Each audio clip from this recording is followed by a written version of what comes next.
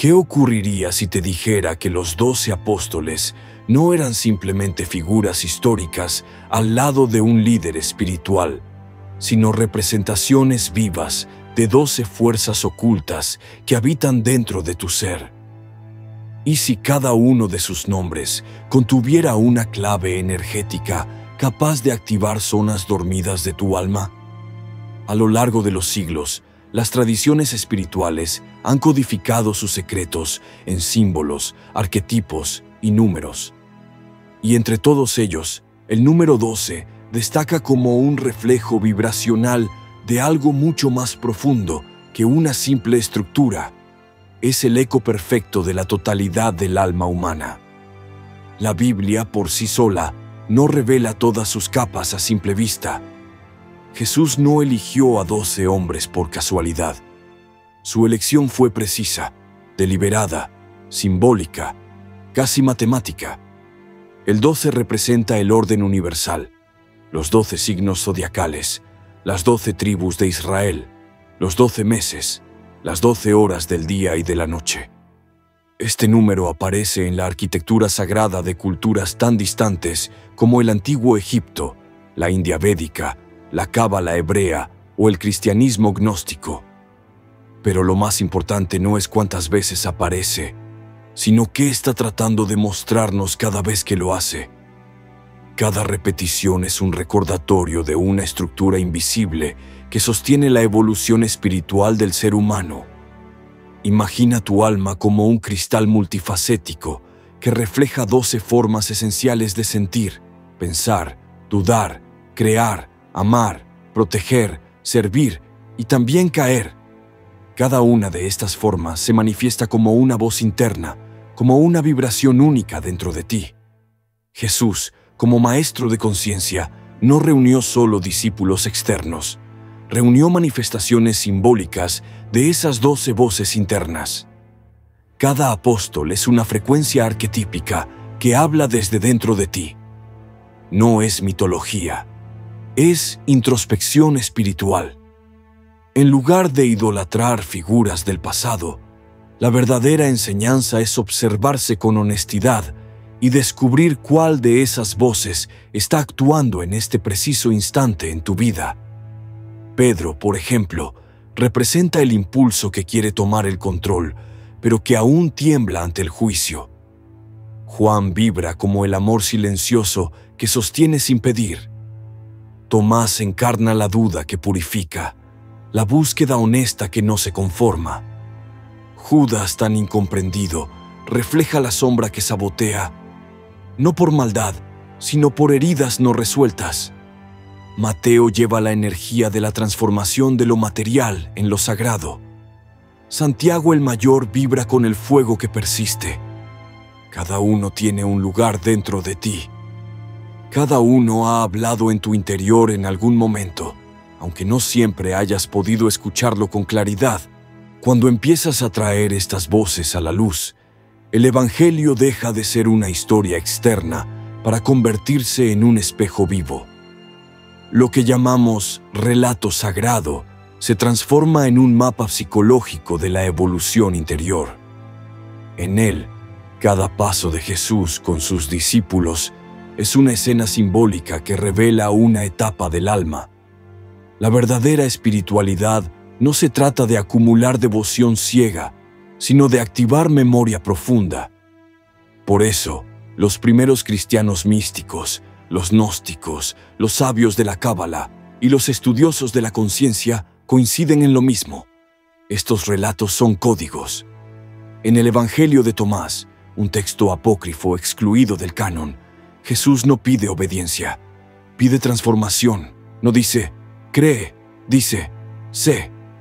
Les pide a sus discípulos que se conviertan en la verdad misma. Y para lograrlo, no basta con memorizar enseñanzas. Es necesario reconocer e integrar cada una de las voces internas, sin excluir ninguna. La voz que lidera, la que duda, la que ama, la que traiciona, la que quiere cambiar el mundo y la que tiembla. Esta es la alquimia interior, la integración consciente del caos. No se trata de destruir la sombra, sino de iluminarla desde el centro. Considera esta imagen.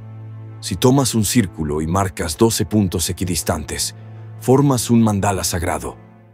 En su centro, la conciencia crística.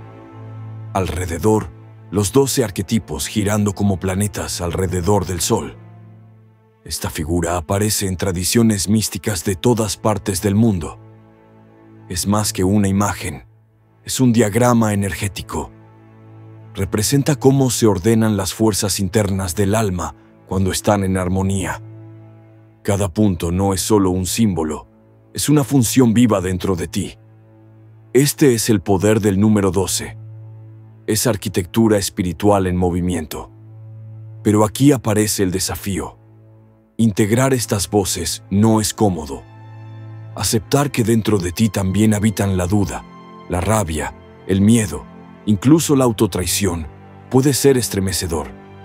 Hemos sido educados para pensar que solo las emociones, luz, son válidas.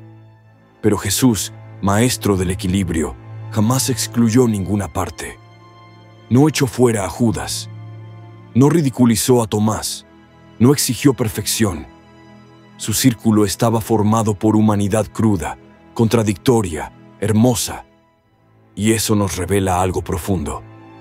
La redención no es el resultado de negar lo que somos, sino de reintegrarlo con compasión.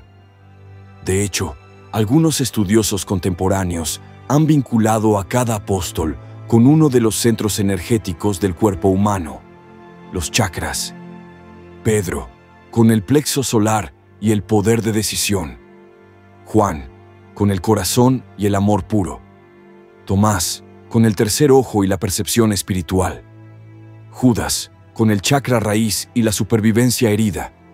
Esta correspondencia no busca forzar significados, sino abrir caminos de reflexión. Porque cada centro del cuerpo vibra en una frecuencia que también corresponde a una etapa de nuestra evolución interior. Jesús no estaba formando solo un grupo religioso, estaba modelando un cuerpo espiritual. Cada apóstol era una célula viva de ese cuerpo colectivo, y cada una de esas células tenía una función específica. Este cuerpo no era un dogma, era un mapa del alma.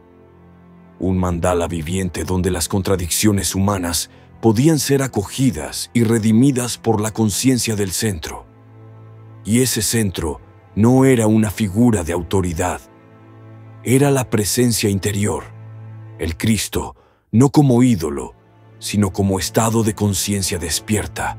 Así que la pregunta no es si Jesús existió históricamente o si los apóstoles fueron reales en un sentido físico.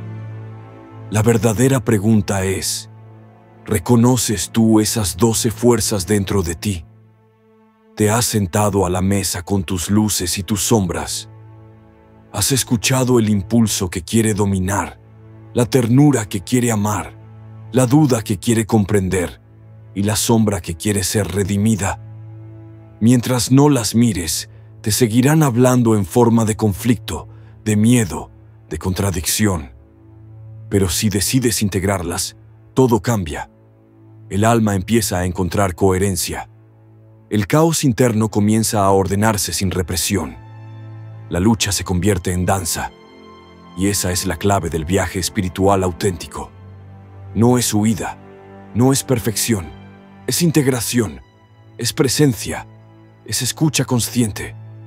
Por eso, este video no es solo una exposición sobre figuras bíblicas, es una invitación a mirarte, a descubrir cuál de estas 12 voces está más activa en este momento, a permitir que hablen, que te enseñen, que te revelen lo que aún no has querido ver.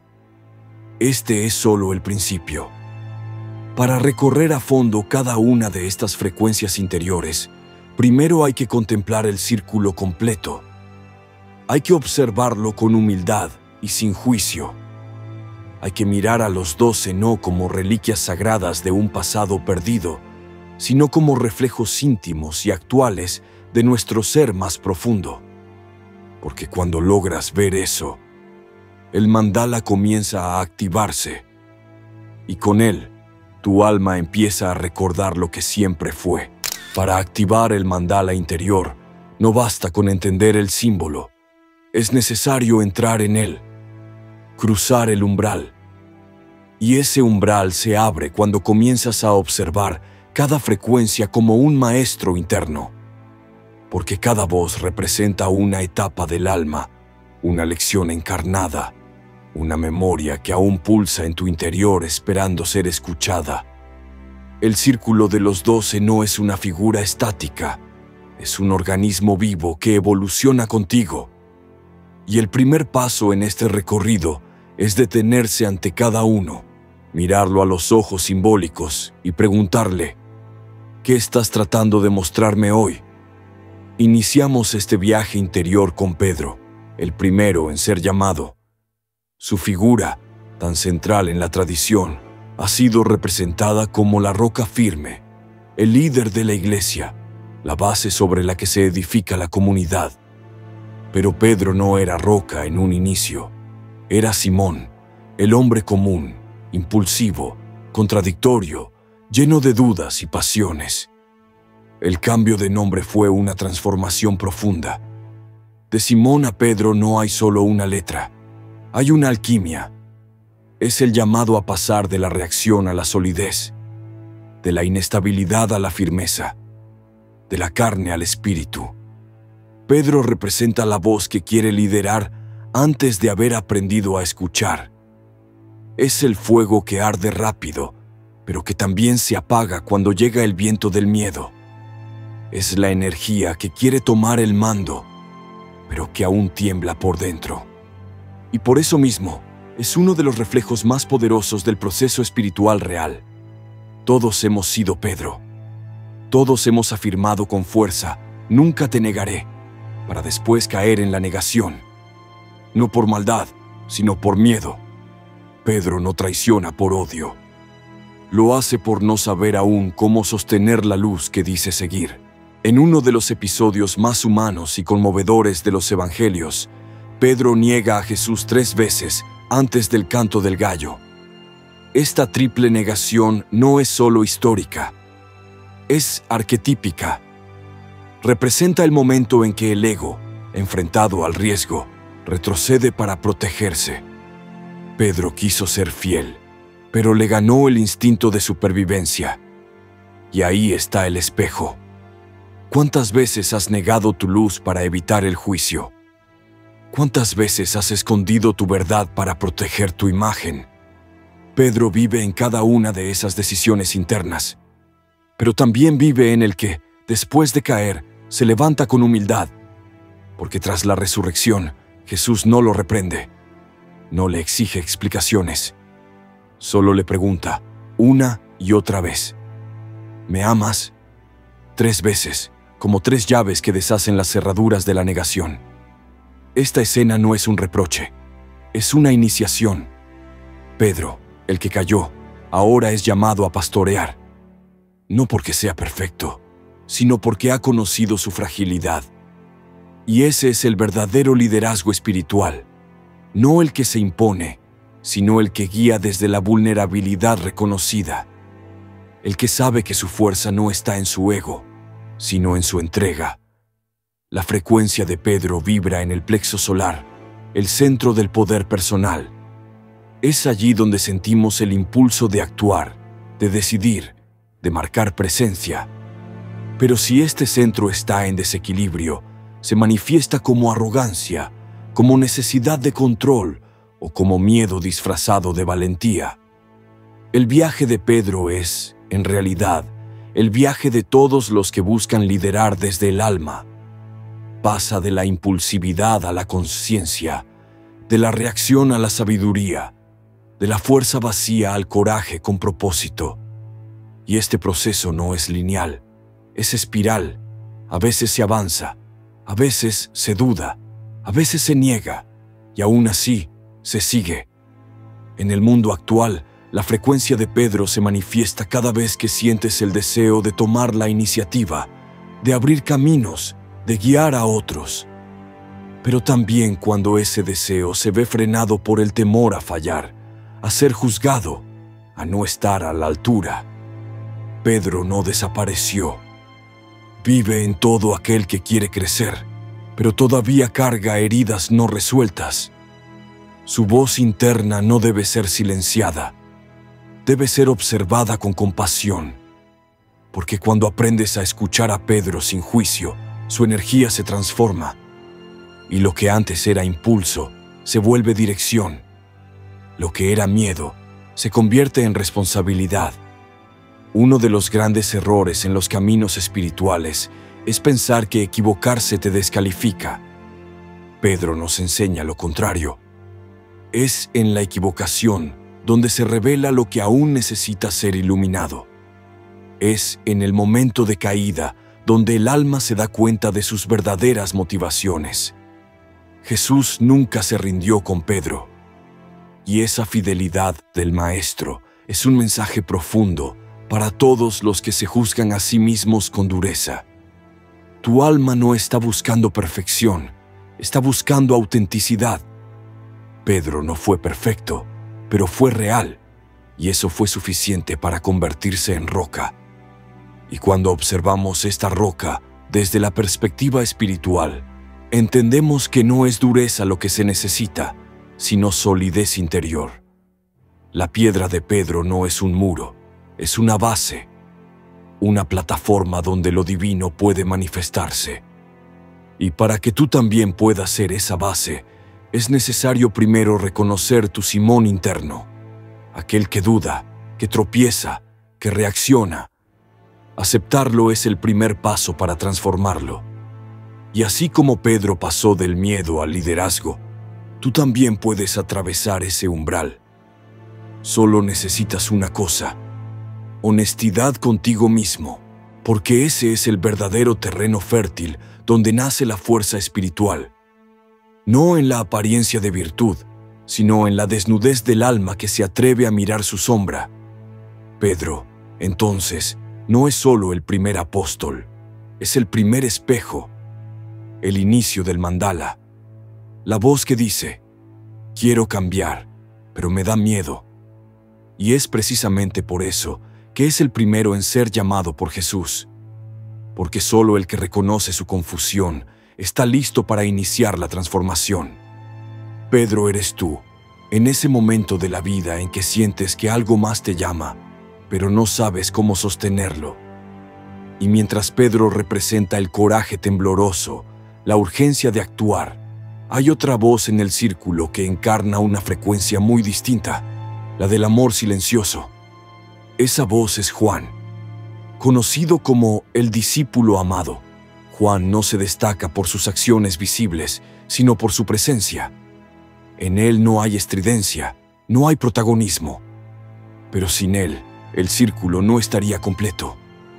Juan es la vibración del corazón despierto, el que ve más allá de las apariencias, el que escucha donde otros gritan, el que sostiene cuando todo se desmorona.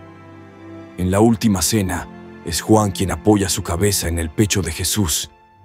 Ese gesto, aparentemente sencillo, encierra una intimidad espiritual inmensa. No es un acto sentimental, es un reconocimiento vibracional. Juan estaba en sintonía con la frecuencia crística. No necesitaba explicaciones. Sentía. Su amor no era posesivo, ni demandante. Era presencia pura. Y es por eso que, cuando todos los demás discípulos huyen, Juan permanece al pie de la cruz. Mientras la mente racional busca escapar del dolor, el amor permanece, sostiene, abraza incluso lo incomprensible. Y esta es una de las grandes enseñanzas de Juan. El amor verdadero no necesita condiciones, no busca recompensas, no exige reconocimiento, simplemente es. Y en esa pureza tiene un poder transformador inmenso. Juan no hace ruido, pero donde él está, la oscuridad retrocede, porque su luz no es externa, es interna, es vibración, es oración en forma de presencia. En el cuerpo humano, esta frecuencia se conecta directamente con el chakra del corazón. Es allí donde se activa la compasión, la empatía, la capacidad de ver al otro como una extensión de uno mismo. Cuando sientes ese impulso de ayudar sin motivo, de escuchar sin juzgar, de sostener sin pedir. Estás vibrando en Juan. Y aunque esta frecuencia puede parecer débil en un mundo que idolatra la acción, en realidad es la que sostiene todo. Sin amor, el poder se vuelve tiranía. Sin compasión, la verdad se vuelve violencia. Juan es el pegamento invisible del mandala, y por eso su frecuencia es indispensable en el despertar del alma. Él no lidera desde el ego, lidera desde el corazón. Y por eso es eterno.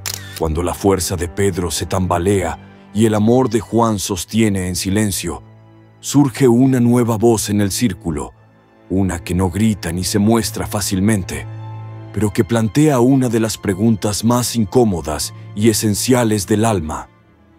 ¿Y si no es verdad? Esa es la voz de Tomás, el apóstol que ha sido injustamente reducido a la figura del incrédulo.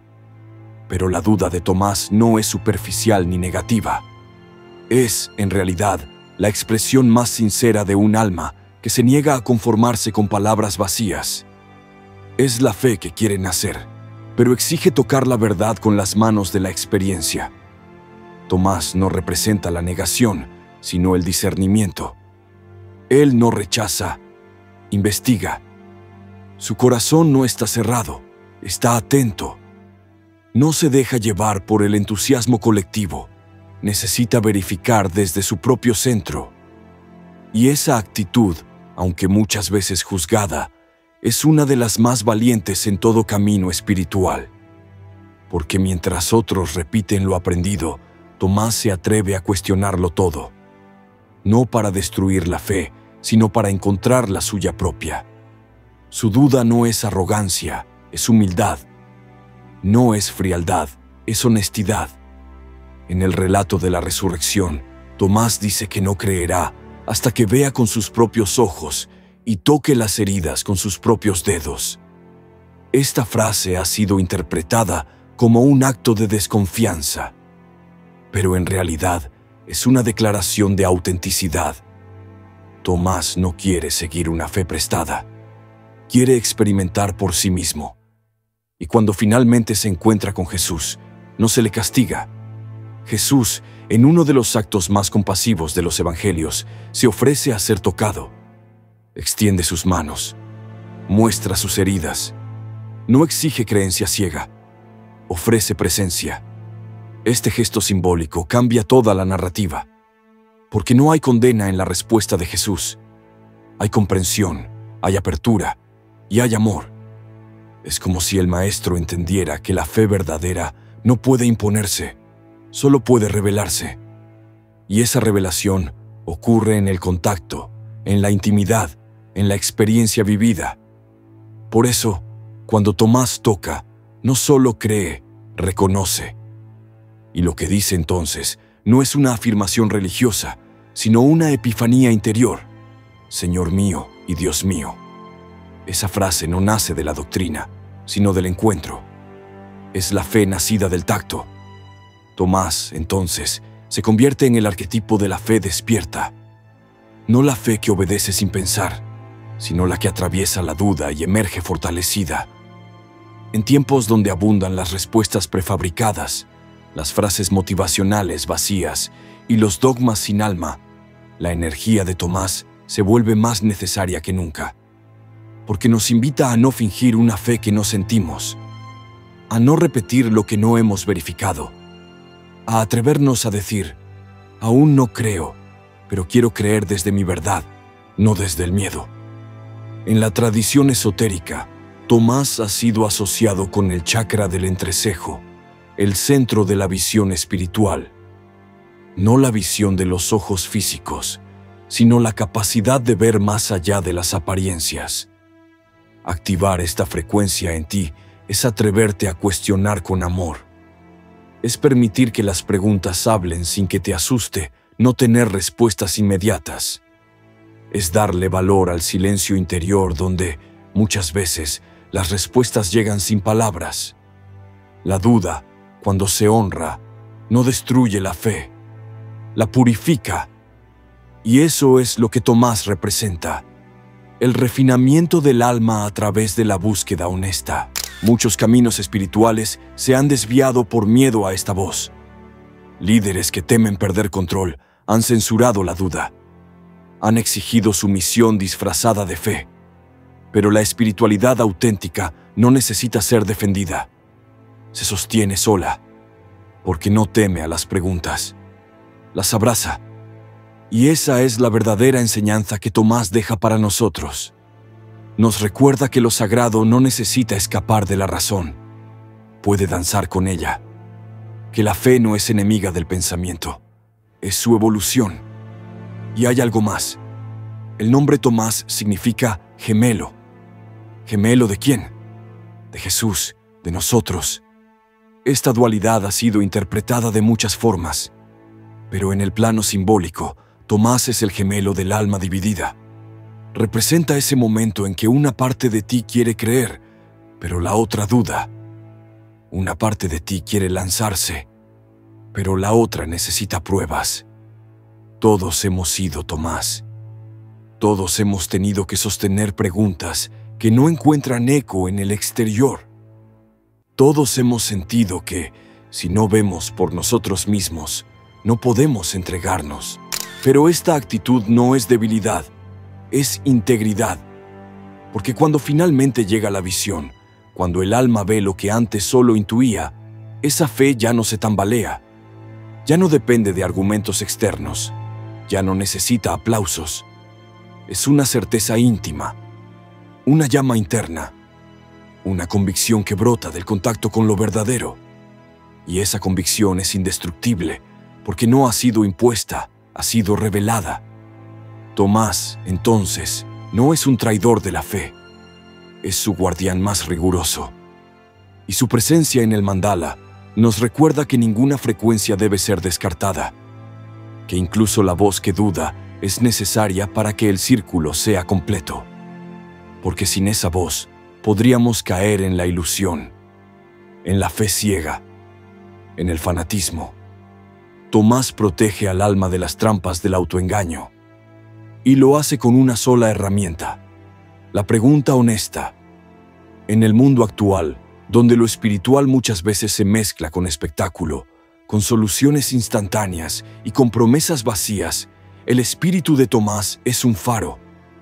Nos recuerda que el verdadero camino no siempre es cómodo, que a veces, antes de encontrar, hay que perderse, que a veces, antes de creer, hay que dudar, y que esas dudas, cuando son sostenidas con sinceridad, pueden convertirse en puentes hacia el alma. Y quizás por eso, después de su experiencia, Tomás no desaparece. Según la tradición, fue uno de los que más lejos llevó el mensaje. Algunos relatos dicen que viajó hasta la India, llevando la enseñanza desde un lugar profundo y transformado. No predicaba lo que otros decían. Compartía lo que él había tocado, lo que había visto, lo que lo había atravesado. Su fe no era prestada, era encarnada. Y aún hay una dimensión más profunda en la figura de Tomás que rara vez se menciona. En los textos apócrifos, especialmente en el Evangelio de Tomás, no encontramos relatos de milagros ni parábolas, sino afirmaciones directas, potentes, casi descarnadas. Jesús habla allí no como un predicador externo, sino como un espejo de la conciencia interna. Declara: el reino está dentro de ti y fuera de ti. Cuando te conozcas a ti mismo, entonces serás conocido. Esta frase, atribuida a una tradición que Tomás habría transmitido, revela que el camino no está en seguir algo fuera, sino en recordar lo que ya eres. Esta enseñanza no es cómoda para los sistemas que se sostienen en la obediencia. No es útil para una espiritualidad que busca devotos, pero no buscadores. Por eso fue ocultada, porque Tomás no necesitaba intermediarios. Su frecuencia despierta la llama del autoconocimiento, y un alma que se conoce no puede ser manipulada. Tomás enseña que la verdad no se impone, se revela, y lo hace dentro del santuario de la experiencia directa, no en el altar de la autoridad externa. Esta es una revolución silenciosa, pero imparable. Cuando activas esta frecuencia en ti, empiezas a sentir un cambio. Ya no aceptas explicaciones solo porque alguien lo dijo. Ya no te basta con repetir lo que otros creen. Tu alma comienza a buscar con hambre real, con una necesidad profunda de autenticidad. Y aunque al principio esto pueda generar incomodidad, separación o incluso rechazo, también genera poder interior. Porque tu fe ya no depende de lo que ocurra afuera. Nace de lo que ha sido verificado por ti, dentro de ti. Y es en ese punto cuando Tomás deja de ser un personaje antiguo y se convierte en una fuerza viva. No está en los libros, está en tu conciencia. Es la parte de ti que no acepta mentiras piadosas, que prefiere la incertidumbre honesta a la seguridad falsa, que se arrodilla, no ante un altar impuesto, sino ante la verdad que ha tocado con sus propias manos. Y en un mundo saturado de imágenes, palabras y promesas, esa forma de espiritualidad se vuelve revolucionaria. El alma moderna necesita recuperar esa valentía. Necesita volver a mirar el misterio no como una amenaza, sino como un camino. Necesita dejar de temer al no sé y aprender a habitarlo con gracia. Porque el no sé es el vientre de la revelación. Y allí, justo en medio de la confusión, cuando ya no puedes sostener ninguna certeza prestada, es cuando la luz comienza a nacer. Tomás está vivo en ti cada vez que preguntas con el corazón abierto, cada vez que te niegas a fingir, cada vez que, en vez de responder, eliges escuchar. Su voz es una invitación constante a dejar caer las máscaras, a transitar la noche oscura del alma, a confiar en que la verdad, cuando llega, no se impone, sino que se reconoce. Y cuando eso sucede, no necesitas más argumentos. Tu corazón lo sabe, tu cuerpo lo siente, tu alma lo afirma. Ese es el milagro silencioso de Tomás, no el de ver a un hombre resucitado, sino el de descubrir que la fe real no es una creencia, es una certeza nacida de la experiencia. Y esa certeza no depende del mundo. Vive en ti, arde en tu pecho, te transforma desde dentro. Y una vez que se enciende, no hay oscuridad que la apague. Después de mirar la duda transformadora de Tomás, el viaje nos conduce hacia una figura aún más temida, más rechazada, más silenciada: Judas Iscariote. Nombrar a Judas es nombrar la traición, la caída, lo imperdonable. Durante siglos ha sido símbolo del error más oscuro del alma humana. Pero, ¿y si esa visión es incompleta? ¿Y si Judas no es solo el traidor, sino también el espejo de nuestra herida más profunda? ¿Y si en lugar de un enemigo externo, encarna una parte de ti que no supo amarse, una parte que actuó desde el miedo? La sombra. Ese es el verdadero nombre de Judas. No la sombra como maldad, sino como inconsciencia, como fragmento olvidado del alma, como voz interna que, al no ser escuchada, empieza a sabotear, a destruir, a dañar.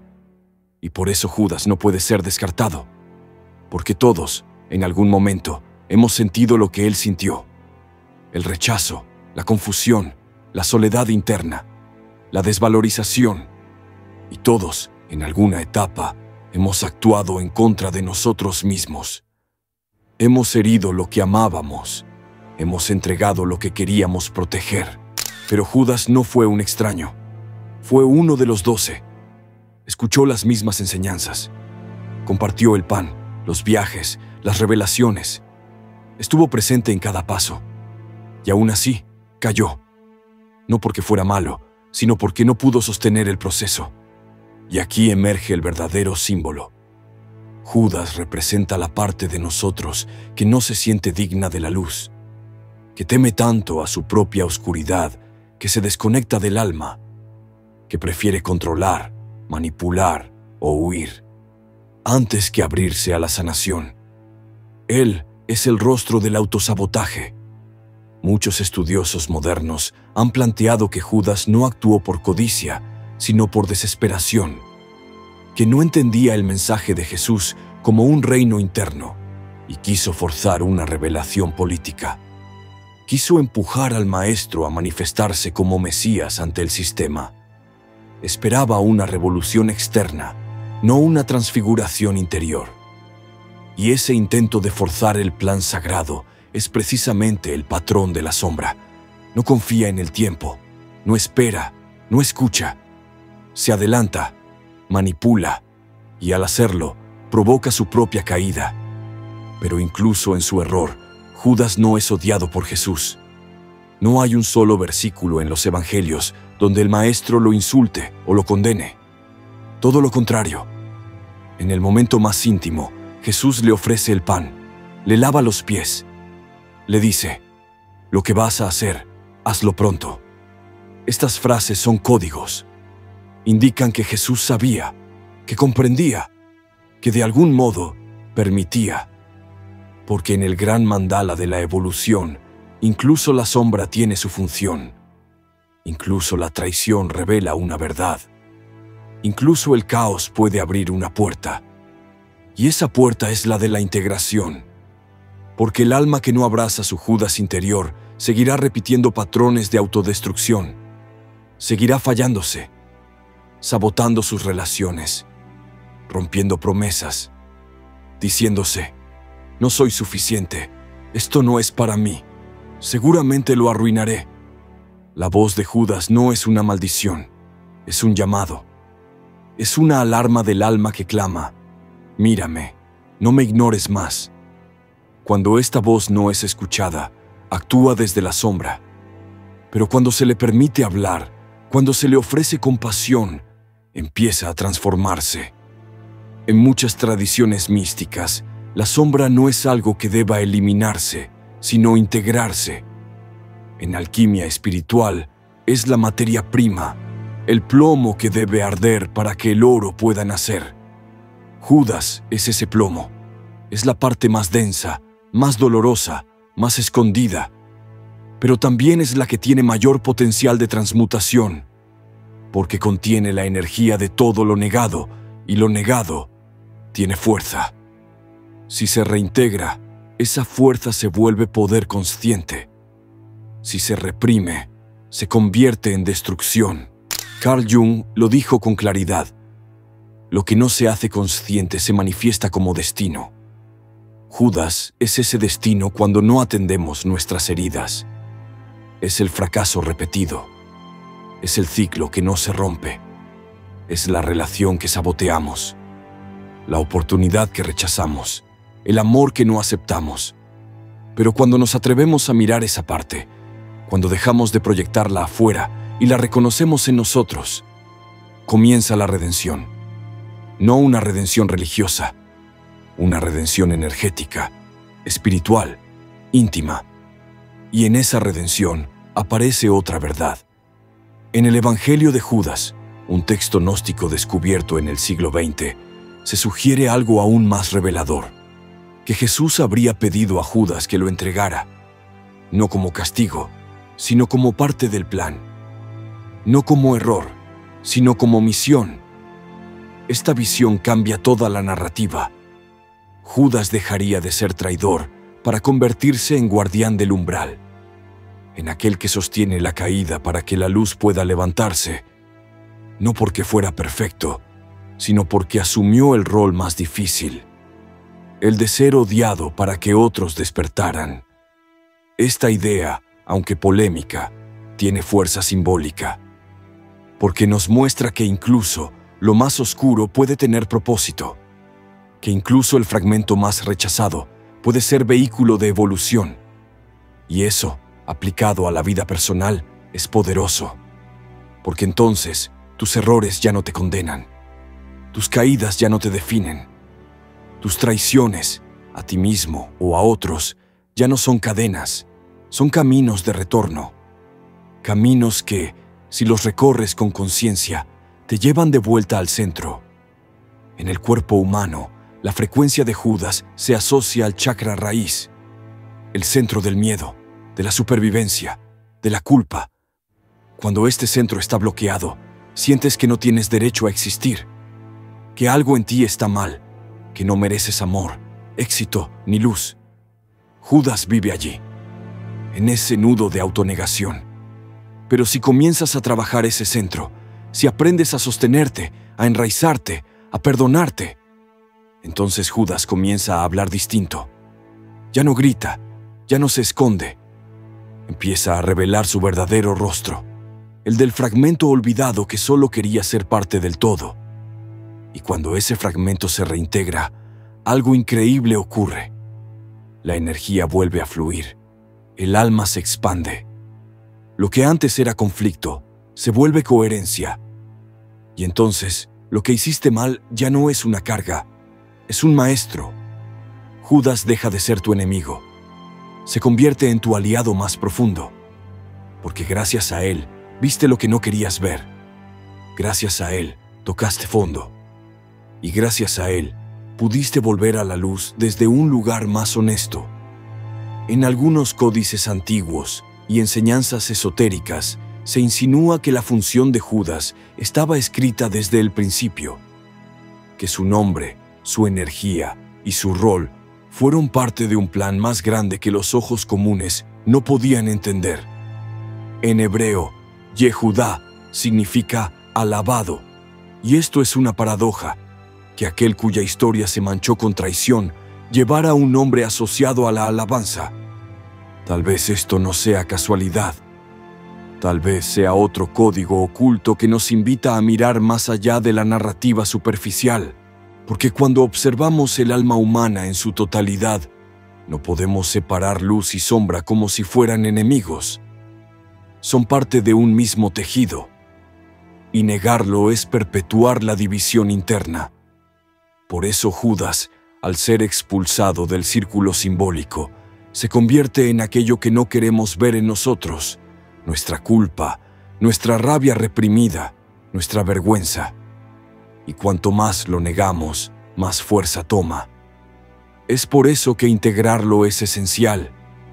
No se trata de justificar el daño, sino de reconocer su raíz, comprender su grito oculto y permitir su transformación.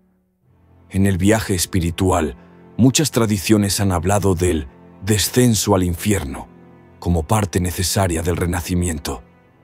Jesús mismo, según antiguas interpretaciones místicas, bajó al Hades después de su muerte, no como castigo, sino como misión, porque la luz verdadera no evita la sombra, la abraza, entra en ella, la ilumina desde dentro. Y eso es precisamente lo que el alma hace cuando decide mirar su Judas interno. No huye, no reprime, desciende, con conciencia, con temblor, con esperanza. Y es allí, en ese descenso, donde surge una nueva fuerza, una comprensión más profunda. Ya no somos niños espirituales que buscan solo luz y promesas.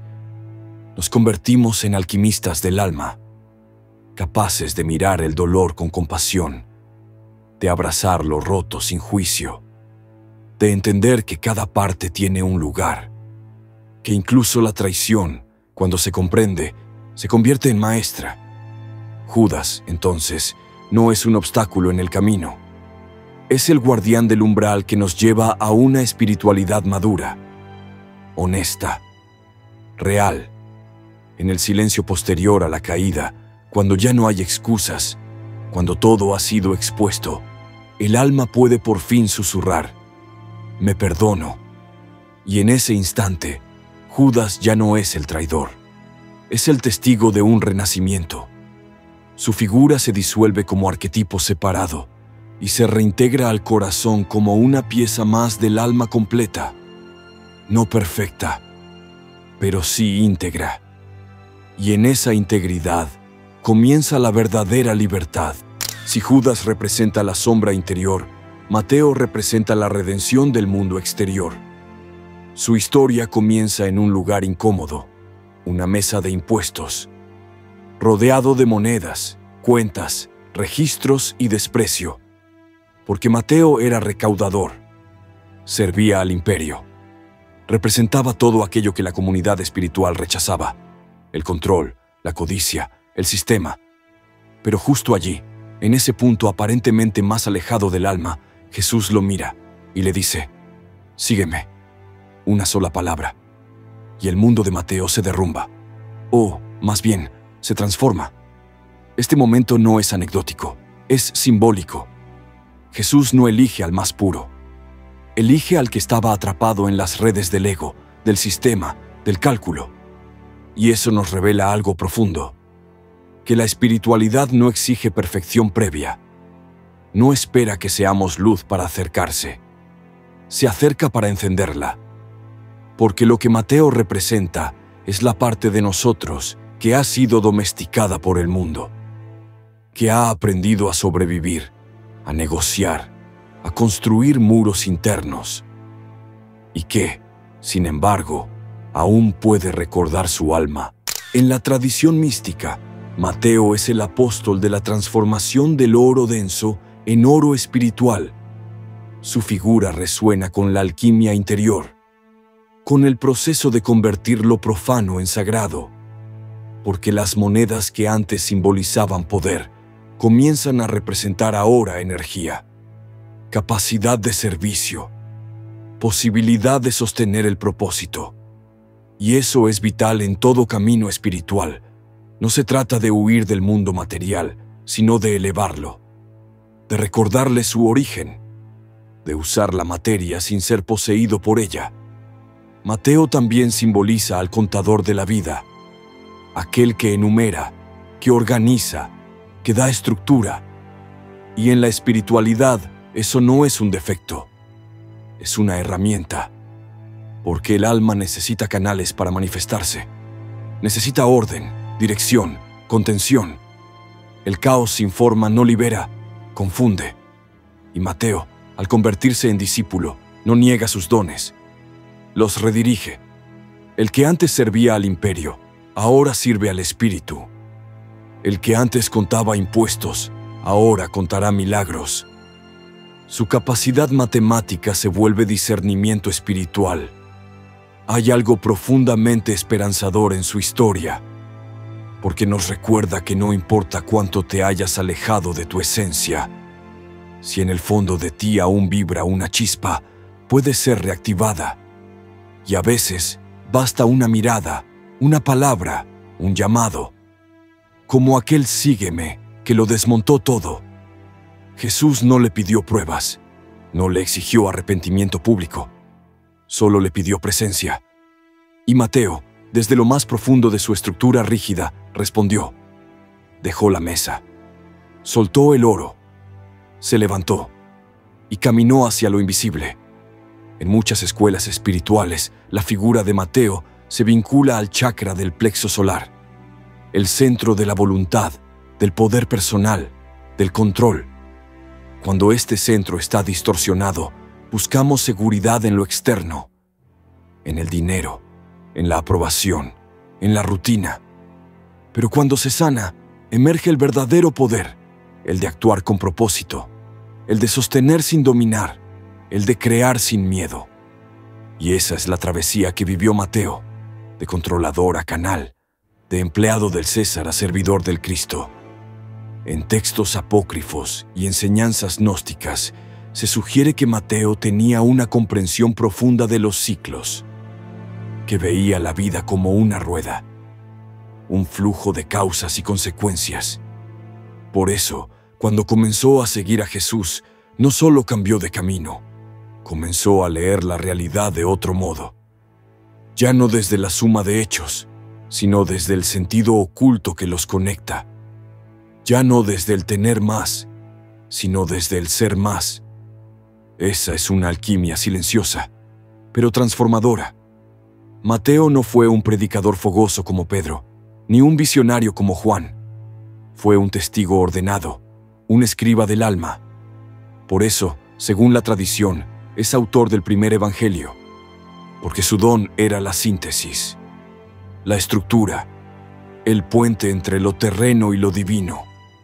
En ese evangelio no hay grandilocuencias, Hay trazos nítidos, palabras que ordenan el mensaje, historias que codifican el despertar. Su escritura no es solo texto, es mapa, es geometría espiritual. Y eso revela que el mundo material, bien orientado, puede convertirse en sagrado. Y aquí emerge una pregunta crucial. ¿Qué estás haciendo tú con tus dones terrenales? Con tu capacidad de organización, de análisis, de construir. ¿Los estás usando para sostener tu alma o para huir de ella? Mateo nos recuerda que no se trata de renunciar al mundo, sino de consagrarlo, de convertir la contabilidad en contemplación, la rutina en rito, el trabajo en templo, porque todo, absolutamente todo, puede ser transformado si se hace con conciencia. Muchos de nosotros hemos creído que para ser espirituales hay que dejarlo todo, retirarse, abandonar la ciudad, la carrera, las estructuras. Pero Mateo muestra otro camino, el de volver al mismo lugar, con otra mirada, el de seguir contando, pero desde el corazón, el de permanecer en el mundo sin perder el alma. Esa es la alquimia más poderosa y la más difícil, porque no hay aplausos, no hay ropajes sagrados, solo tú, tu tarea y el eco silencioso de un llamado que arde dentro. En la arquitectura sagrada, el número 4, que algunos asocian a Mateo, simboliza los cimientos, los elementos, el orden divino en la materia. Por eso, el Evangelio según Mateo se abre con genealogías, con raíces, con estructuras, porque la ascensión no se logra sin anclaje, porque no hay vuelo sin base. Y eso es una lección vital para nuestra era. Mientras más alta sea tu conciencia, más profunda debe ser tu raíz. Mientras más luz veas, más claro debes tener el suelo que pisas. Mateo, como figura arquetípica, nos invita a sanar la relación con el dinero, con el trabajo, con la productividad. No desde la negación, sino desde la transfiguración. Él no dejó de tener manos, ni de caminar, ni de pensar. Pero ahora todo eso estaba al servicio de algo mayor. El oro seguía existiendo, pero ya no lo dominaba. La estructura seguía viva, pero ya no lo atrapaba. Era libre. No porque volara lejos, sino porque aprendió a caminar distinto. Y es aquí donde el mensaje se vuelve íntimo. ¿Puedes mirar tu mesa de impuestos y ver en ella un altar? ¿Puedes ver en tu agenda, tu ordenador, tus herramientas, un vehículo para servir a la luz? Mateo pudo, y no porque fuera extraordinario, sino porque supo escuchar, porque algo dentro de él ya estaba preparado. Solo necesitaba el llamado correcto, y cuando lo escuchó, no dudó. Respondió con el cuerpo, con el alma, con toda su vida. Por eso, cuando sentimos que estamos demasiado lejos de lo espiritual, atrapados en rutinas, en números, en tareas, recordemos a Mateo. Recordemos que lo divino no solo llama a los templos, también llama a las oficinas, a los escritorios, a los mercados, y que su voz no siempre suena como trueno. A veces es apenas un susurro, sígueme. Pero ese susurro, si se honra, tiene el poder de transformar todo. Mateo no es solo una historia del pasado, es una presencia viva dentro de ti. Es ese fragmento que organiza, que planea, que calcula y que anhela un propósito. Si lo escuchas, si lo alineas, si lo consagras, se convierte en un pilar sagrado, en un canal por donde la espiritualidad fluye hacia lo cotidiano. Y en ese flujo, no solo encuentras sentido, te conviertes en puente entre el cielo y la tierra. Desde las monedas transformadas de Mateo, surge una figura distinta, ardiente, directa. Santiago el Mayor. No el Santiago del esoterismo oculto, sino el del fuego evidente. Aquel que no piensa demasiado, sino que actúa. Que no teoriza, camina. Porque su impulso no nace de la razón, sino del alma. Si Mateo representa la alquimia del orden, Santiago encarna la llama del movimiento, la voluntad encendida, el alma que no espera permiso para ser lo que ya es. Santiago era pescador, hombre de fuerza, de brazos curtidos por la red y por el sol, pero también era uno de los primeros en responder al llamado. Jesús le dice, ven, y él no duda. Deja las redes, el barco, lo conocido, y sigue. No pregunta a dónde, no exige certezas, solo camina. Y ese gesto simple, casi salvaje, encierra un misterio sagrado. El fuego del alma no necesita garantías, solo dirección, solo una chispa que lo active, y entonces arde, y lo cambia todo. En muchas tradiciones espirituales, el fuego es símbolo de purificación, de pasión, de voluntad divina. Y Santiago encarna ese fuego, no como destrucción, sino como impulso, como fuerza que quema lo innecesario para dejar al alma desnuda, dispuesta, presente. Por eso, cuando hablamos de Santiago, no hablamos solo de un personaje, hablamos de esa parte tuya que se enciende sin razón, que siente el llamado antes que lo entienda, que se mueve cuando otros aún dudan. Este fuego no es agresivo, es sagrado. Es la llama que ilumina el sendero, que arde dentro sin destruir, que te empuja a actuar cuando el miedo paraliza. En el cuerpo energético, este fuego se asocia al chakra del corazón, expandido hacia el plexo. Es la fuerza que transforma el amor en acción, la conciencia en movimiento. No basta con saber, hay que caminar. No basta con sentir, hay que manifestar. Santiago representa esa alquimia, la espiritualidad encarnada. Su nombre, en hebreo, Jacob, significa el que toma el talón, el que sigue, el que avanza. Y eso es lo que él hace a cada paso. No porque no tenga dudas, sino porque decide caminar con ellas. Esa es una lección vital para el buscador espiritual. No necesitas tenerlo todo resuelto para avanzar. Solo necesitas estar dispuesto, dar el primer paso y luego el siguiente. La claridad no llega antes del camino, nace en el camino. En la historia, Santiago es uno de los apóstoles más cercanos a Jesús. Está presente en los momentos clave, en la transfiguración, en Getsemaní, en los instantes donde la luz se vuelve casi insoportable, y también en los de mayor oscuridad. Eso significa que no solo caminaba en el cuerpo, caminaba en el espíritu. Era capaz de sostener lo alto y lo bajo, de estar donde muchos no soportaban mirar, porque el fuego espiritual no huye, sostiene, atraviesa. Según la tradición, Santiago llevó la palabra hasta los confines del mundo conocido. Viajó a Hispania, cruzó territorios lejanos, no por afán de conquista, sino por impulso místico, porque el fuego que se contiene se apaga, y el suyo necesitaba expandirse, hablar, tocar, encender otras llamas. Por eso, donde iba, dejaba huella, no por grandilocuencia, sino por presencia, porque el fuego, cuando es real, transforma sin gritar. Y tú, ¿qué haces con ese fuego que arde dentro de ti? ¿Lo apagas por miedo? ¿Lo disimulas para encajar? ¿O te atreves a caminar con él, incluso si nadie entiende? Santiago no necesitaba aprobación. Le bastaba el llamado interno. Ese susurro que dice, es por aquí. Y aunque el camino fuera incierto, él lo tomaba. Esa es la fe verdadera. No la que espera señales, sino la que es señal.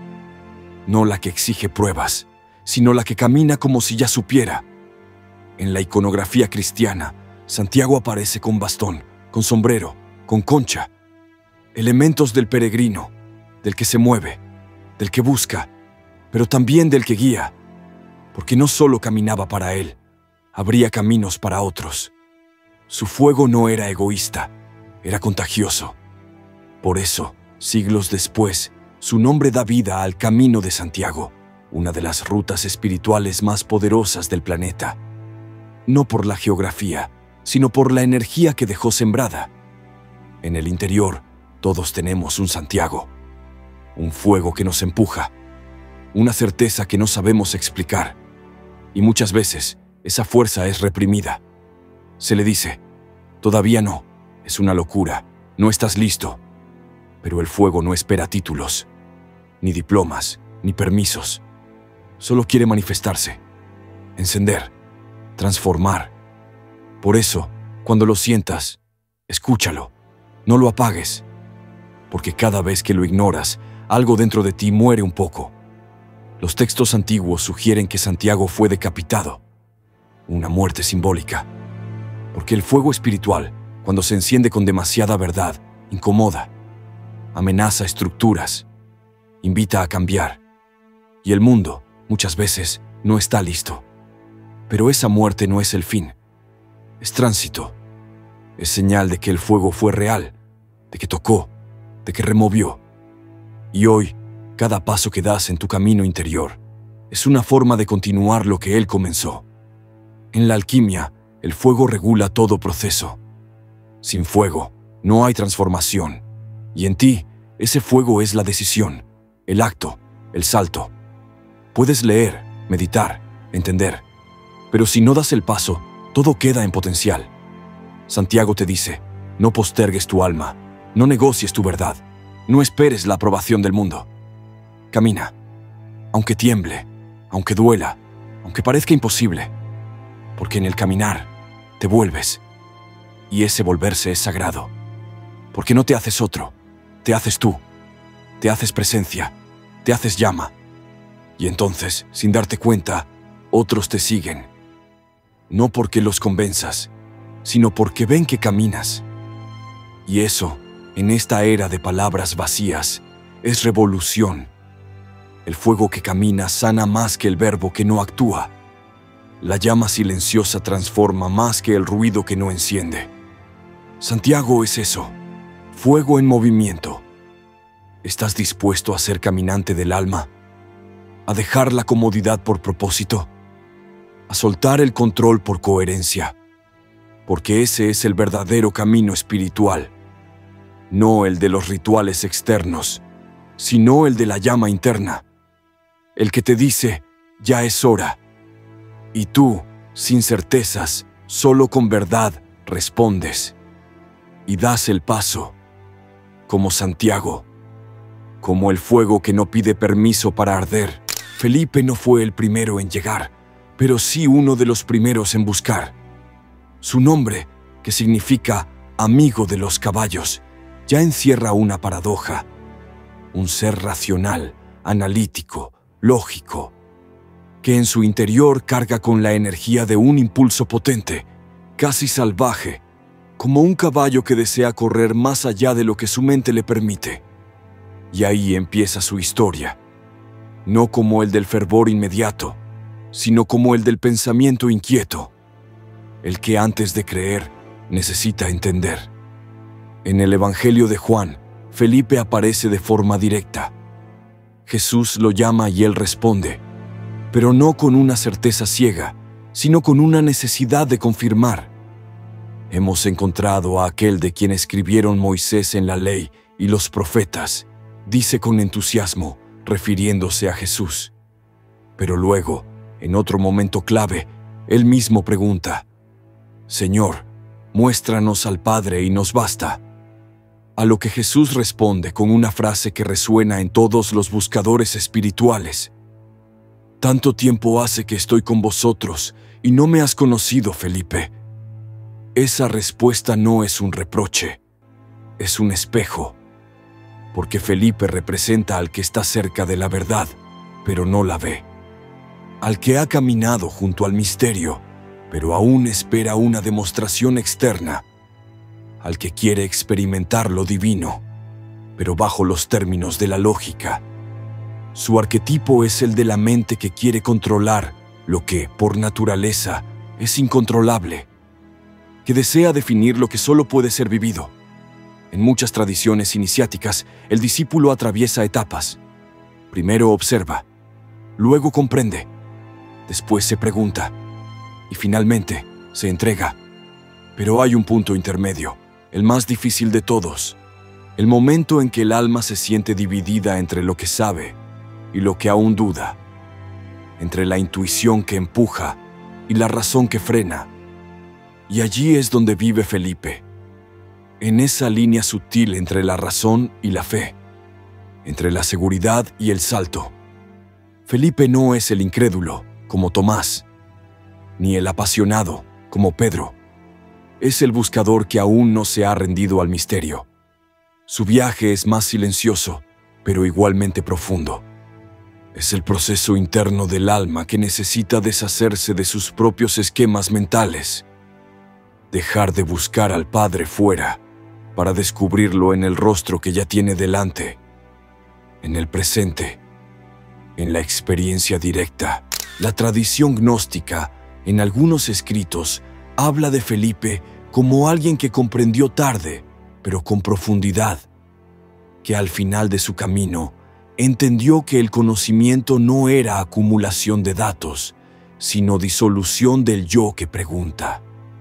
Porque en el corazón de la espiritualidad no se trata de encontrar respuestas, sino de habitar preguntas, de dejar que cada pregunta se convierta en templo, en umbral, en espacio sagrado donde algo se revela sin que podamos nombrarlo.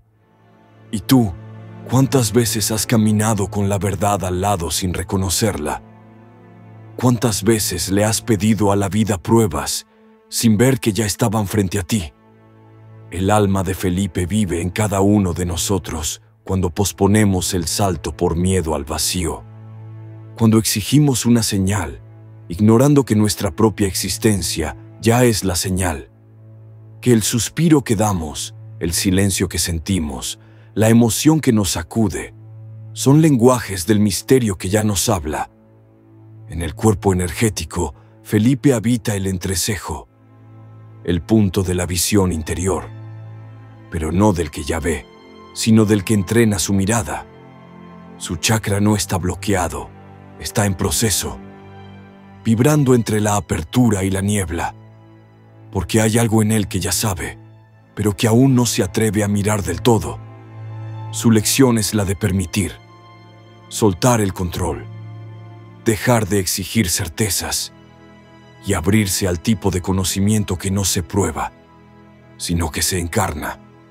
Felipe también representa al discípulo moderno, al que busca en libros, en cursos, en maestros, pero que aún no ha reconocido que todo eso solo apunta a un centro que ya lleva dentro.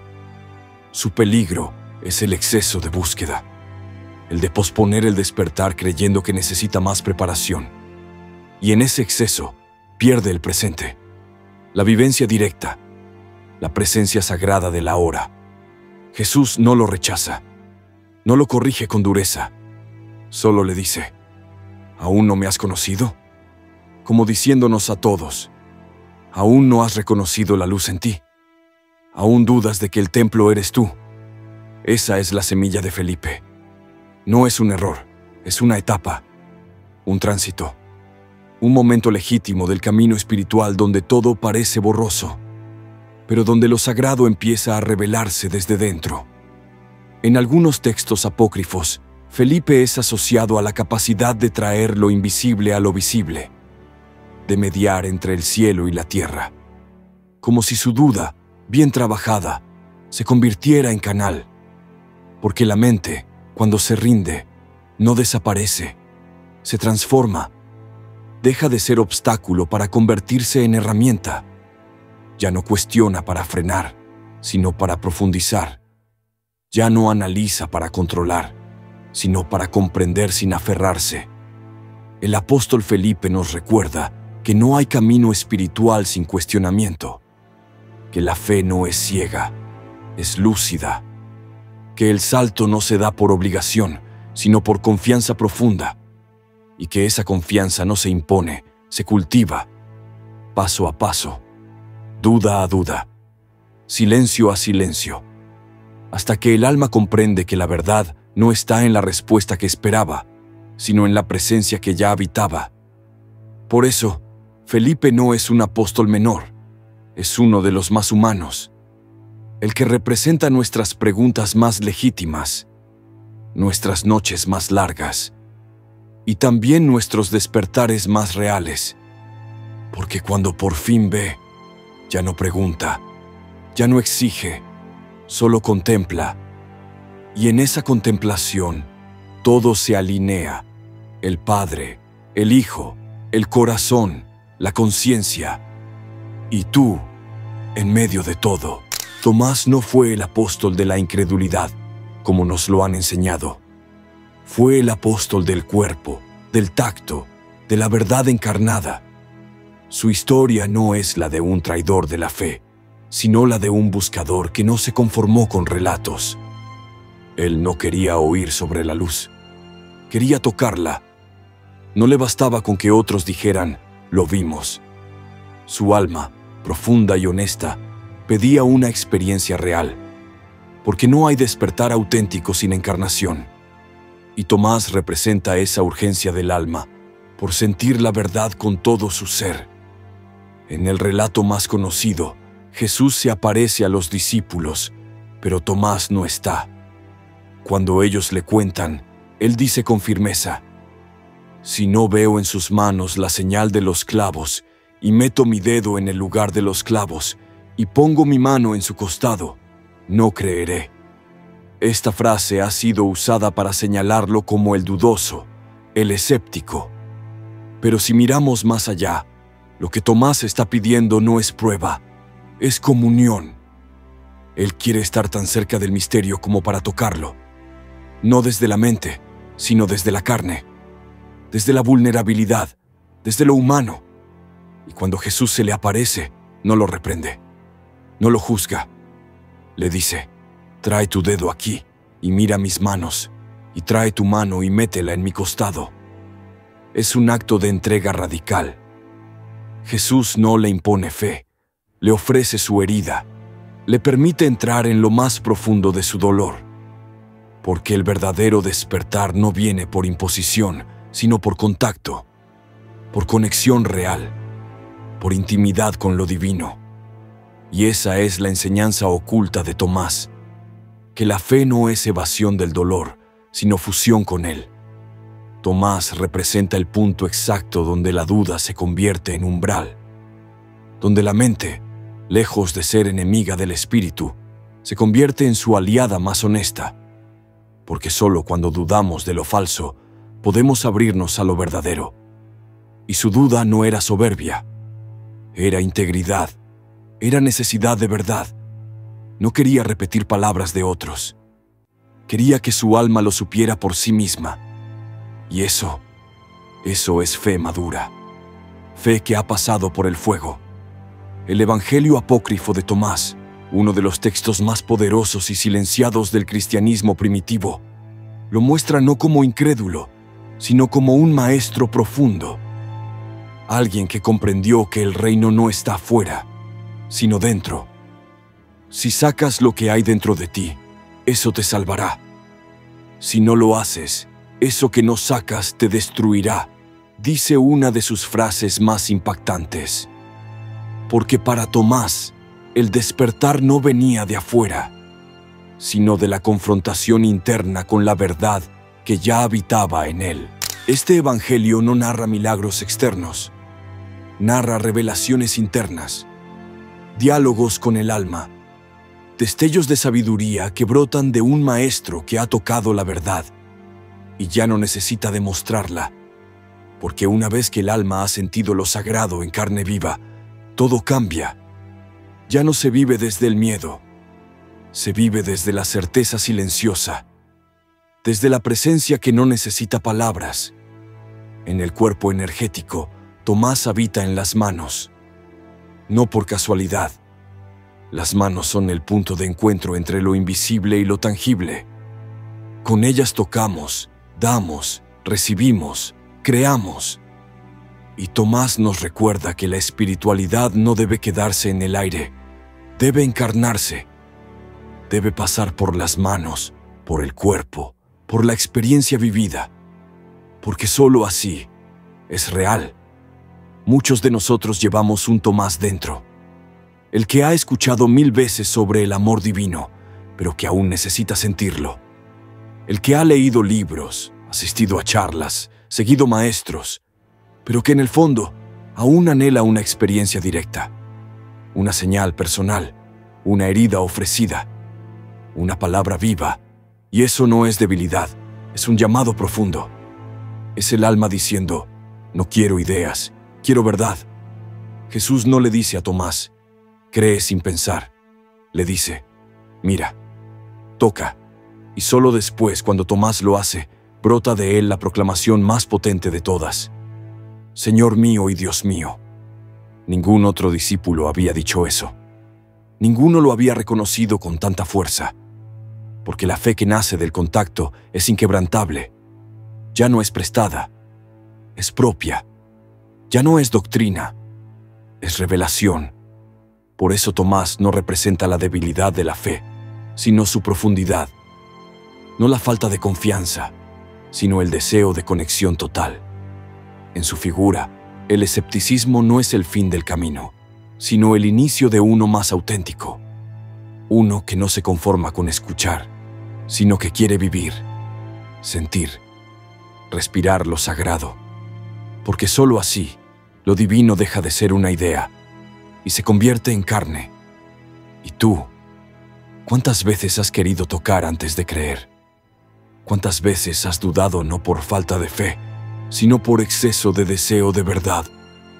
¿Cuántas veces has pedido una señal, mientras la vida entera te ofrecía su costado abierto? Tal vez, como Tomás, no eres incrédulo, sino profundamente honesto.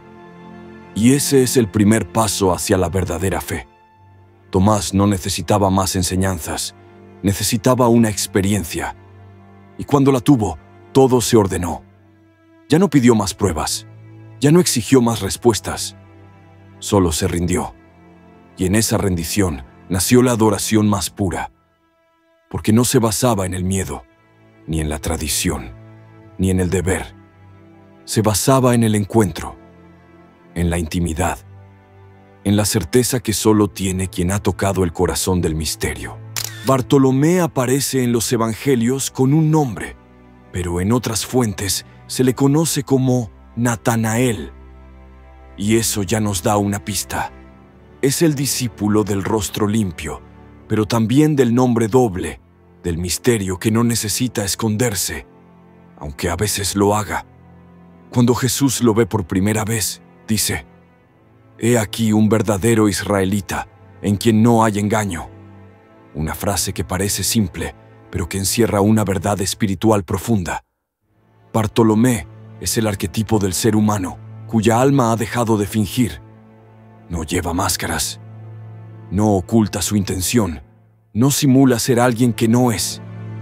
En él, la espiritualidad no es una imagen, es una vibración.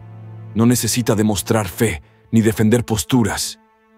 Su simple presencia ya irradia autenticidad. Y en un mundo lleno de apariencias, su figura resuena como una campana sagrada. Es la encarnación del ser que se presenta tal como es, sin adornos, sin filtros, sin mentiras. Cuando Jesús le habla, Bartolomé se sorprende. «¿De dónde me conoces?», pregunta.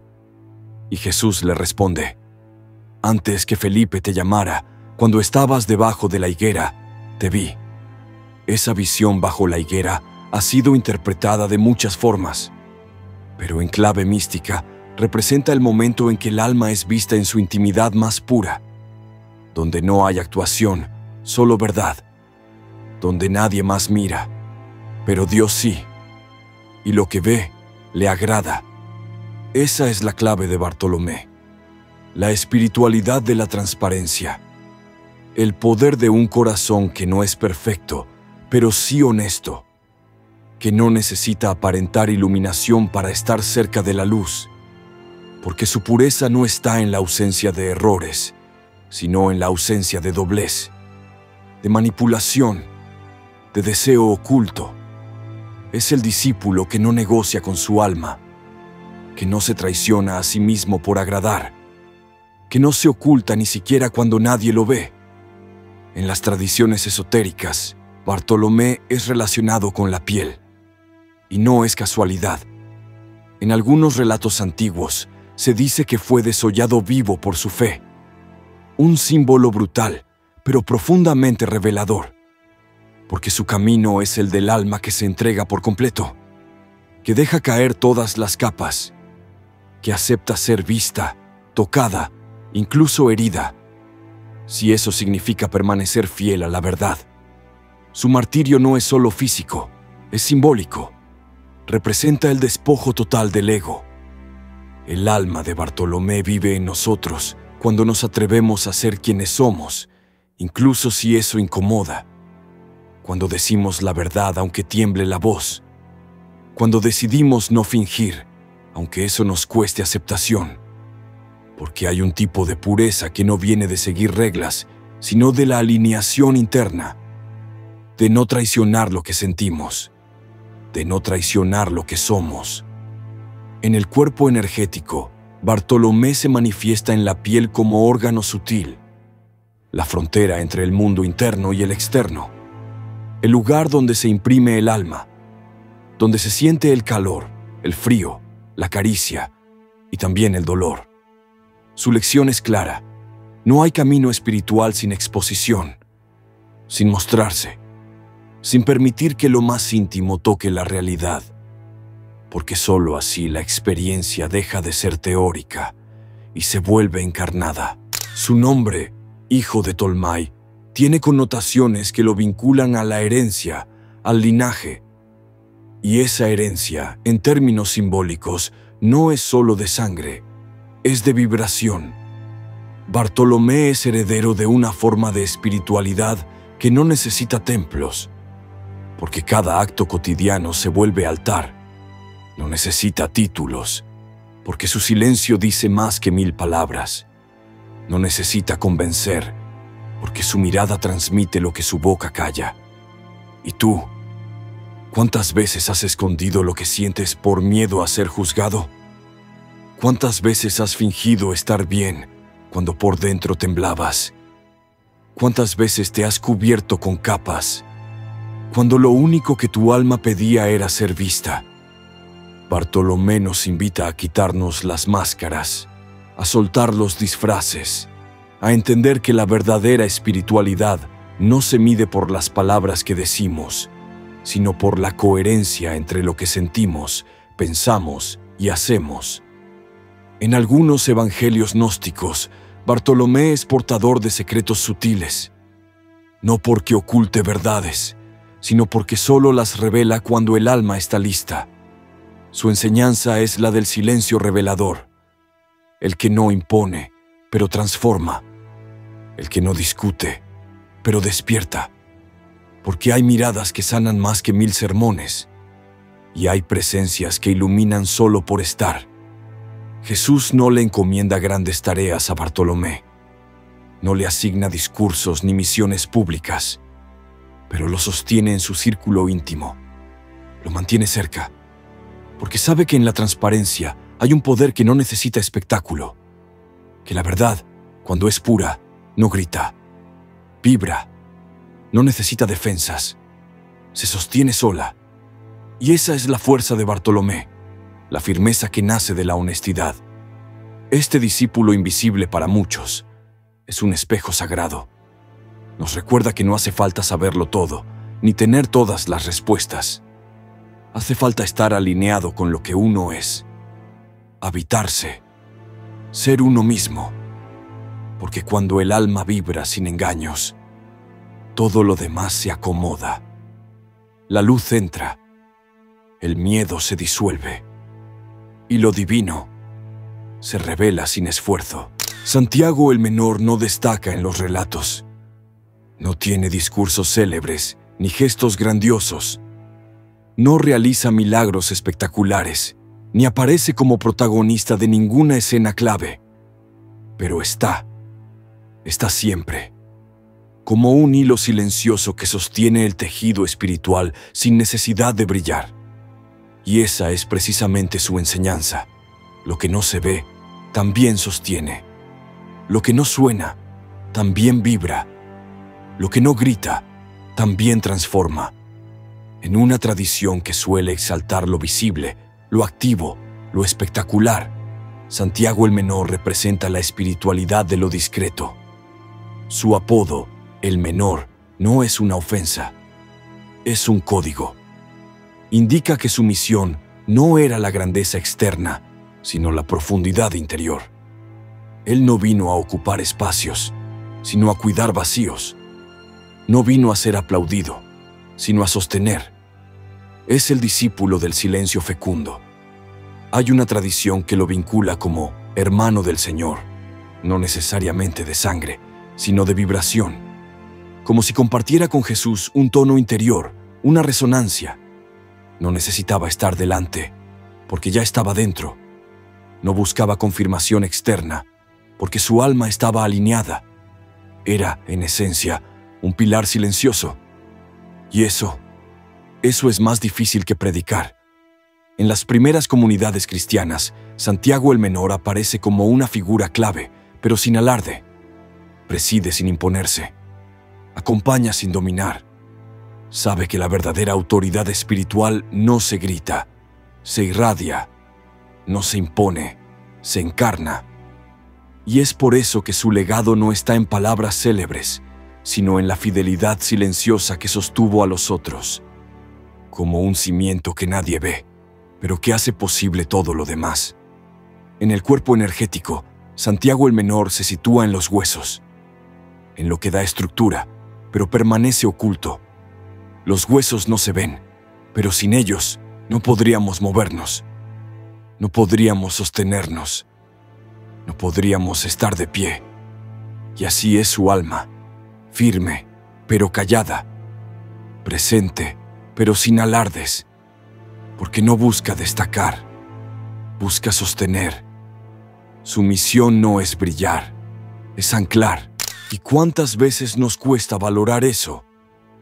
¿Cuántas veces despreciamos lo pequeño, lo callado, lo que no llama la atención? ¿Cuántas veces creemos que servir a la luz es hablar fuerte, actuar en público, tener seguidores?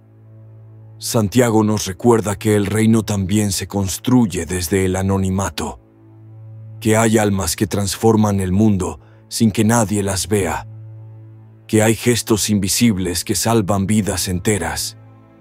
Su presencia nos habla a todos los que alguna vez hemos sentido que no hacemos lo suficiente, a los que creemos que otros están más avanzados, a los que pensamos que mi camino es muy pequeño para importar.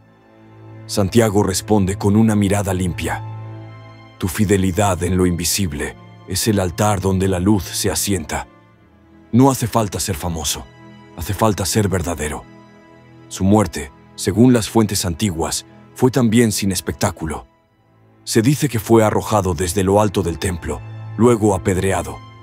No hubo gloria, no hubo multitudes, pero su alma quedó inscrita en el templo interior, porque quien muere por lo que cree, incluso en silencio, se convierte en columna viva del reino. Su legado no fue una doctrina, sino una vibración, la de la humildad inquebrantable.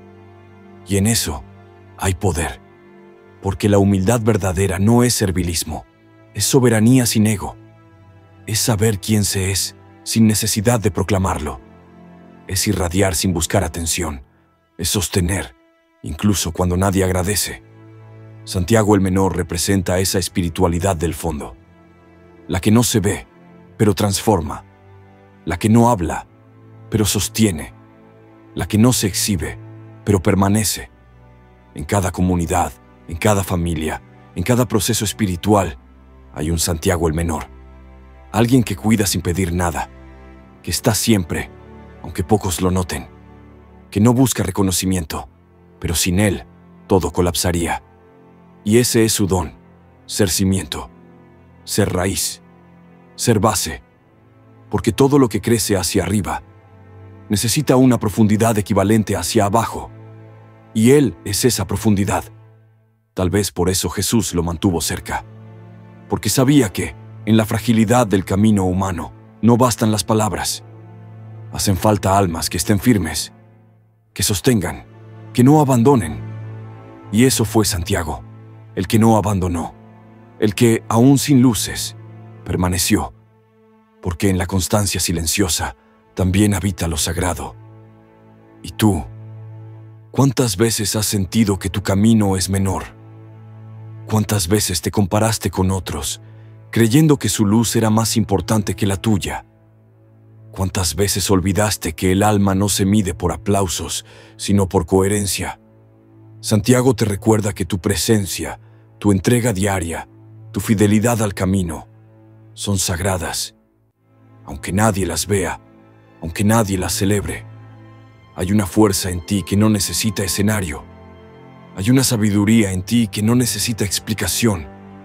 Hay una luz en ti que no necesita permiso para brillar. Porque la grandeza espiritual no siempre hace ruido. A veces, simplemente sostiene, silenciosa, invisible, firme, como Santiago el Menor. Simón no era un discípulo común. Su sobrenombre, el Celote, lo delata. Era un hombre de fuego, un apasionado. Antes de seguir a Jesús, pertenecía probablemente a los Celotes, un grupo radical que buscaba liberar a Israel del dominio romano, no con rezos, sino con espadas. Era un revolucionario, un combatiente, un alma ardiente dispuesta a incendiar el mundo por una causa. Pero entonces conoció a Jesús, y algo cambió. No la fuerza de su fuego, sino su dirección. Simón no dejó de ser intenso, no se volvió sumiso, pero canalizó su energía hacia otra revolución, la del espíritu. La lucha ya no era contra soldados romanos, sino contra las cadenas invisibles que esclavizan el alma. La espada se volvió palabra, la rabia, compasión, el combate, sanación. Su historia no es la del místico que nació sereno, sino la del guerrero que aprendió a templar su filo. Es la historia de cada uno de nosotros, cuando, cansados de luchar afuera, decidimos mirar hacia adentro. Cuando comprendemos que el enemigo no siempre está afuera, sino dentro de nosotros, en el ego, en el miedo, en la sed de control, en la necesidad de tener razón. Jesús no lo rechazó por su pasado violento. Al contrario, lo eligió, porque sabía que el mismo fuego que destruye puede iluminar, que la misma fuerza que hiere puede sanar, que la misma pasión que incendia puede transformar. Solo hace falta una cosa: redirigirla, purificarla, elevarla.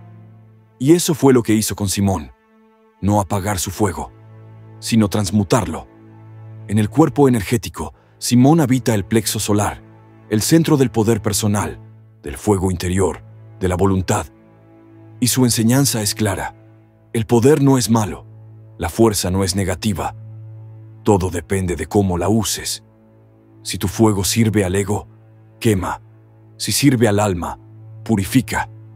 Simón el Celote nos enseña a encender el fuego sagrado dentro de nosotros sin destruir nada a nuestro paso. ¿Y tú? ¿Qué haces con tu rabia, con tu pasión, con tu deseo de cambiar el mundo? ¿Te consume por dentro o la canalizas hacia algo más alto? ¿Estás peleando contra personas o contra tus propias sombras? Simón nos recuerda que no hay nada más revolucionario que un alma libre, y que la mayor batalla no se gana con gritos, sino con transformación. Las fuentes antiguas dicen poco de él. No hizo grandes discursos, no fundó iglesias, no escribió cartas, pero su sola presencia en el grupo de Jesús era un acto radical. Un celote caminando con un predicador de la paz, un hombre de guerra convertido en discípulo del amor. Una contradicción, o quizás una alquimia. Su figura resuena con fuerza en un tiempo como el nuestro, donde todo arde, donde todos opinan, donde las redes son trincheras. Simón nos pregunta: ¿estás luchando por algo que eleva o por algo que te atrapa más? ¿Tu causa te libera o solo alimenta tu ego? ¿Estás combatiendo al sistema o siendo parte de otro sistema disfrazado de rebelión? La verdadera revolución, dice su energía, es la que no necesita enemigos, la que no destruye a nadie, la que no nace del odio, sino de la compasión activa, de la justicia interior, de la paz que no es pasividad, sino claridad. Porque cuando estás alineado con lo divino, no necesitas vencer, solo irradiar. No necesitas gritar, solo vivir con verdad. Y ese era el nuevo Simón. Ya no empuñaba una daga. Ahora llevaba una mirada que cortaba mentiras, una presencia que derribaba muros sin tocarlos, un fuego que no hacía cenizas, sino luz. Se convirtió en un guerrero silencioso, en un revolucionario del alma, en un celote de la conciencia. Jesús no cambió quién era, solo reveló lo que podía llegar a ser. Porque el Maestro no impone, transforma, no exige renuncia, invita a despertar, no domestica, libera. Y Simón aceptó la invitación. Su fuego no murió, solo encontró otro altar. A veces creemos que tenemos que apagar partes de nosotros para ser espirituales, que la rabia, el deseo, la fuerza son obstáculos. Simón dice que no, que lo importante no es apagar el fuego, sino purificarlo, elevarlo, usarlo al servicio de algo más grande que nosotros, convertir el volcán en fuente, el trueno en canto, la pasión en oración viva. ¿Y tú? ¿A qué estás poniendo fuego hoy? ¿A qué estás entregando tu energía vital? ¿Estás ardiendo por algo que te destruye o por algo que te eleva? Simón el Celote te invita a mirar dentro y preguntarte, ¿en qué revolución estoy? ¿La del ego o la del alma? Porque solo una conduce a la libertad verdadera. De todos los apóstoles, quizás ninguno ha sido tan invocado en secreto, en la intimidad del dolor, como Judas Tadeo, patrono de las causas imposibles, protector de los desesperados, testigo silencioso de los rezos que no se gritan. Su nombre resuena en los rincones donde la esperanza se ha debilitado, donde el alma ya no encuentra palabras, pero aún suplica desde dentro. Judas Tadeo no debe confundirse con Judas Iscariote, el traidor, pero el peso de la confusión fue real. Durante siglos, muchos evitaban dirigirse a él por el temor de invocar al equivocado. Y sin embargo, ese malentendido fue también su iniciación, porque él conoce el dolor de ser malinterpretado, de ser olvidado, de ser juzgado sin culpa. Y desde ahí, se convirtió en el intercesor de quienes no tienen voz. Su nombre es un susurro entre lágrimas. No se le invoca con orgullo, sino con humildad. Y tal vez por eso su poder es tan grande. Porque no es el apóstol del éxito, ni del prestigio, ni de los grandes discursos. Es el apóstol del umbral, del momento en que el alma toca fondo, y aún así decide creer. Cuando todo parece perdido, y algo dentro se niega a rendirse. En la tradición espiritual, Judas Tadeo representa la llama que no se apaga, aunque sople el viento, aunque caiga la noche, aunque falte el aire. Es esa chispa que sobrevive en medio del derrumbe, que resiste en el silencio, que vuelve a encenderse en el momento menos esperado. Su presencia es la prueba de que lo imposible es solo una frontera mental. ¿Quién no ha vivido una causa imposible? Una enfermedad sin solución, un duelo sin alivio, un miedo que paraliza, una soledad que parece eterna. Judas Tadeo camina en esos territorios, no con soluciones mágicas, sino con una presencia que sostiene, una fuerza invisible que murmura, aún hay camino, aún hay luz, aún hay propósito. En el cuerpo energético, su arquetipo vibra en el corazón profundo, ese punto donde el dolor y la fe se abrazan. Su símbolo no es la espada, ni el fuego, ni la corona, es la llama tenue, que no se apaga, porque a veces lo más poderoso no es lo que arde intensamente, sino lo que permanece encendido contra toda lógica. Su historia en los evangelios es breve. No tiene protagonismo, no busca escenario, pero su alma brilla justo ahí, en la sombra, en lo que no se ve, en lo que no se cuenta. Y tal vez esa es su misión, acompañar a los que sienten que no tienen historia que contar, a los que creen que su vida no importa, a los que han sido borrados del relato. ¿Y tú? ¿Alguna vez sentiste que nadie te escucha? ¿Que tus rezos rebotan en el techo? ¿Que tus heridas no interesan a nadie? Judas Tadeo está ahí, no para darte respuestas rápidas, sino para sostener tu alma mientras atraviesas la noche, para recordarte que incluso en el abandono hay compañía invisible, que incluso en la ruina hay una promesa encendida.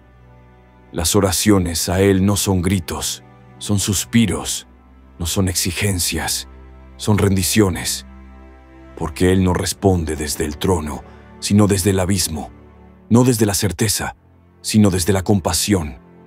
Él no juzga la desesperación, la abraza y al hacerlo, la transforma, como si su sola presencia dijera: no estás solo, incluso esto tiene sentido. En tiempos de crisis, su figura vuelve con fuerza, no como amuleto, sino como símbolo de que incluso lo roto puede ser altar, de que incluso la duda puede ser oración, de que incluso la noche puede parir luz. Porque Judas Tadeo no ofrece respuestas fáciles, ofrece algo más valioso, la certeza de que el amor divino no abandona nunca. Y eso es suficiente, porque no siempre necesitamos milagros. A veces solo necesitamos saber que alguien está con nosotros en el dolor, que no estamos solos en la incertidumbre, que nuestro llanto tiene eco en otra dimensión. Y Judas Tadeo es ese eco. Él representa a todos los que han sido malentendidos, olvidados, relegados, a todos los que aún así siguen amando, a todos los que no pierden la fe, aunque no vean el milagro, a todos los que, como Él, sostienen una llama en la oscuridad, porque saben, en lo profundo, que esa llama es el principio de la resurrección. Ahora que has recorrido este viaje, vuelve a mirar la mesa. Ya no es solo un recuerdo bíblico, ni una pintura antigua colgada en un museo. Esa mesa eres tú. Cada apóstol representa una parte de tu ser, una fuerza dormida, un aspecto que te habita, aunque no siempre lo veas. Jesús no los eligió por casualidad, los eligió porque cada uno de ellos es un espejo, un reflejo de lo que tú también puedes llegar a ser. Pedro, la fuerza que tropieza pero siempre vuelve. Juan, la ternura que intuye el misterio sin miedo.